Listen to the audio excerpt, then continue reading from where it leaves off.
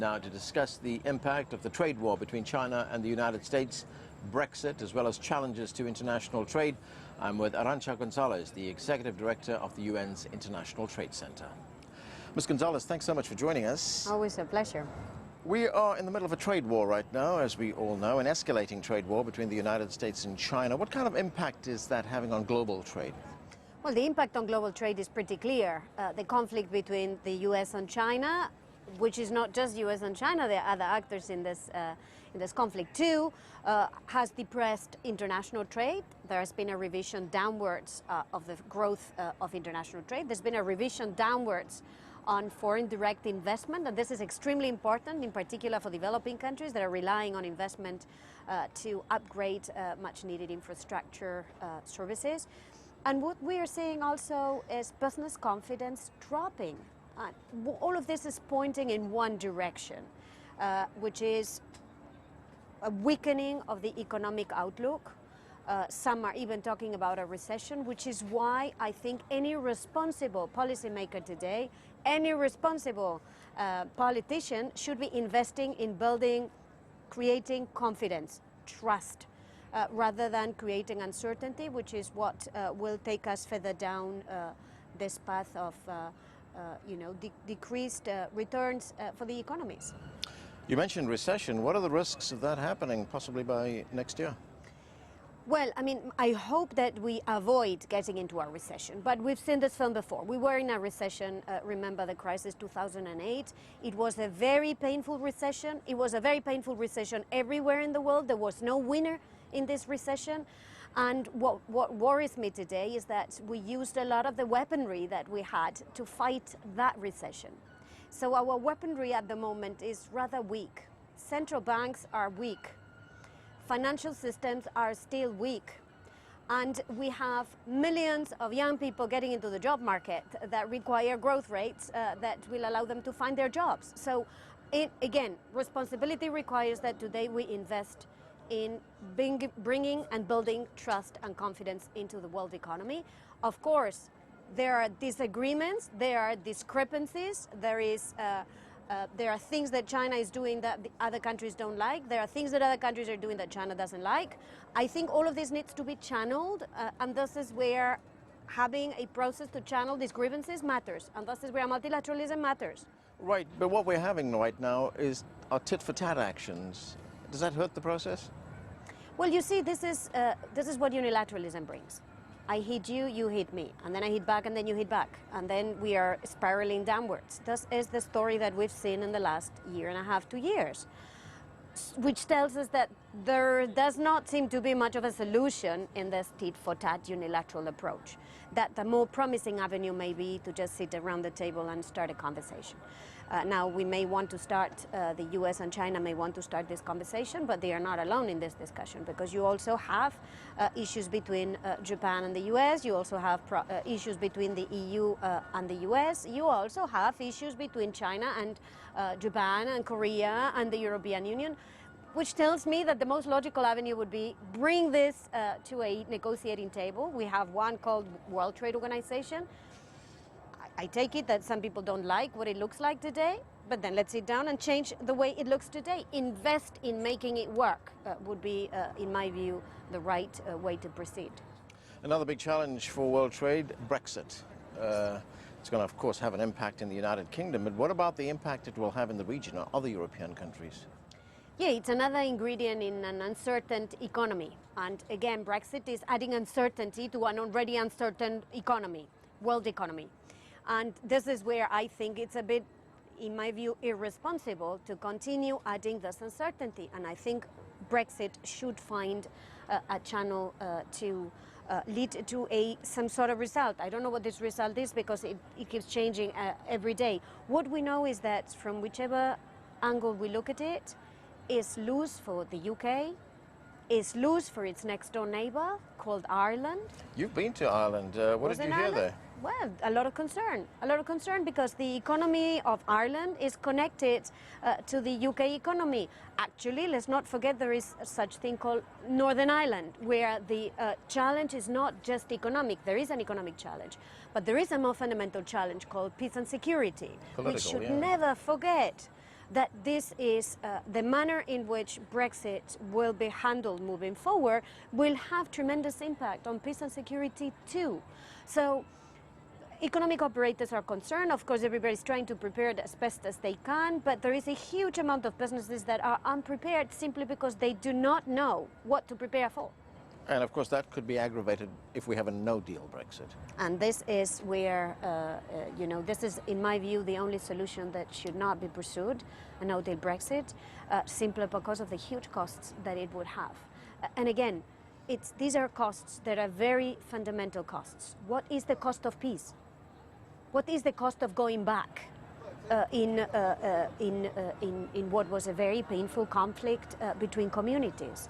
That is also building another border, drawing another line on a map, is what we manage, the parties to this conflict managed to resolve through the Good Friday Agreement, and I think this is what needs to be preserved above all. If we look at President Trump's speech here at the General Assembly on Tuesday morning, it was a critique of globalism, it was a critique of multilateralism. Now, you have said in a recent interview that multilateralism matters, but multilateralism must change. Explain that to us. Multilateralism matters because for whichever one of the big challenges that the UN is discussing this week, whether it's pandemics, whether it's nuclear weapons, whether it's poverty, migration, health, pollution, trade, the answer cannot just be national. Pollution knows no border, so you cannot fix it with a purely national solution. What we need is multilateral solutions that will make nations stronger. So what I think we need is to, in a way, it's not opposing nation to multilateralism. It's opposing good politics and good policies to bad politics and bad policies. And I think what we need to do now is invest in the policies that will yield results. If we have pollution, the only policy that yields results today is having a global agreement that will limit emissions that contribute to pollution, that kill people. So multilateralism matters to resolve problems that today have a dimension that goes beyond the nation. But it's also true that multilateralism doesn't work. So we have to, this is where we also have to reform multilateralism. So what kind of reforms are you talking about? So it was very interesting. One of the little things that happened in the UN this week is we saw a gathering. The UN is a gathering of states, of nations, of leaders. But this was preceded by a gathering of youth. Youth are not actors, formally actors in multilateralism, and yet they are true actors in today's discussions on climate change. It's being driven by the youth. So multilateralism has to change in that states cannot just be the sole actors in resolving, in addressing the problems that face the world today. We need many more actors. We need certainly citizens. We need civil society. We need businesses. This is where multilateralism has to become a little bit more polylateralism, probably. Right, when you talk about getting businesses involved or getting civil society involved, have you found much support for that? I have. I'm seeing across the issues that are being discussed this week, from health to water, to fighting diseases, to beating pollution, a lot of the responses will come from innovation, from technology, and a lot of the technology and innovation comes from businesses. A lot of decisions on investment are made by businesses, and whether you decide, if you decide to, for example, divest from polluting sectors and from polluting industries, it will have a huge impact on the fight against climate change. So yes, businesses have a big role to play. What we need to make sure is that we all pull in the same direction, and the same direction today is the Sustainable Development Goals. Better economies, better prosperity, much more sustainability, better planet, and focus on reducing inequality, better for people. What do you make of the whole idea of globalization? You know, ever since President Trump came to office, there's been a bit of a question mark over globalization. You have countries like China, which have championed globalization. They've seen the benefits. They've seen what it's done for world trade. Is the era of globalization coming to an end? I don't think globalization is coming to an end, because globalization is essentially interconnection. interconnection of our economies, interconnection of our societies, interconnection through travel, through technology. And I don't see technology moving backwards. I don't see us becoming less connected. I see us becoming more connected. So the problem is not with globalization. The problem is with what response we give to globalization. Do we give a purely national response? Do we give a purely one issue after one issue response? Do we just follow laissez-faire? Let the stronger win? Well, that's not my vision of the response we have to bring to globalization. I think the response we have to give is one where we come together, we find global solutions that are anchored locally, that take into account the specificities, that respect the rights of people, the human rights that we've written in a charter, and that leave no one behind. That is the vision. That is what the United Nations is about. And I think we have to go back to basics on that. You mentioned technology. How big a challenge is technology development around the world? Who occupies the technology space, in other words? Because it's becoming a bit of a competitive issue, isn't it? It's becoming a bit of a competitive and strategic issue for many countries. It's becoming a big strategic issue. It's becoming a big geostrategic issue. And at the moment, there is two big poles of technological development. One is in the United States and one is in China. And by the way, on both sides, there is an accumulation of power on a few hands in this technology sector, which I think should make us think twice. Also for how we are going to govern technology, for how we are going to make sure that it works for people, that it doesn't work for distraction, it works for health, it works for education, it works for energy. It works for informing us better, if possible, but it doesn't work to spread propaganda, falsehoods. So technology is at the moment very much US-China. Technology is being accumulated in a few hands.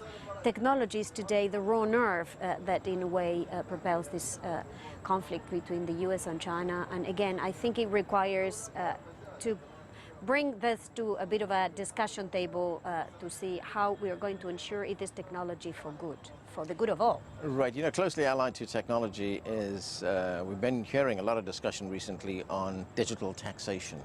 You know, how do you tax companies that basically sell products which are not really tangible products, but in other countries as well? Where do you see that going? Well, I think what I have seen is a move from, let's be careful, don't tax because you will stifle innovation, to a discussion that is okay. Since we see a number of cheaters around the table, we will proceed unilaterally. We will, hit on the head at our national level.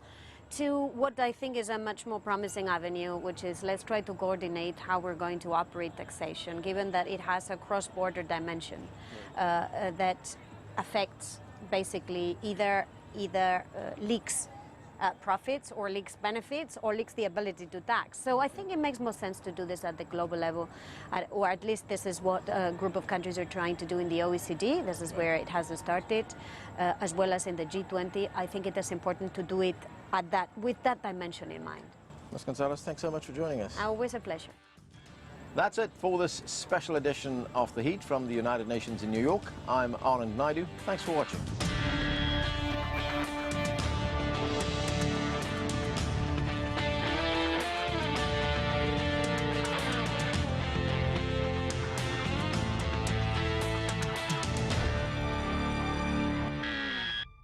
Hello everybody, I'm Anand Naidoo. If you enjoy the thoughtful, engaged discussions you see on The Heat, you may also want to subscribe to our podcast. It's appropriately titled The Heat. Twice a week we take a deep dive on world headlines, talking to experts, journalists and others. It's a fresh, focused and intimate look at the issues that matter most. Whether it's the Hong Kong riots, the latest Middle East conflict or US politics, The Heat podcast gives the clear context needed to understand both what's going on and why. And what's best, we come to you. Whether you're at home or on the go, you can find The Heat podcast just about anywhere podcasts are found. Just search The Heat CGTN. Have a listen today and subscribe. Thanks.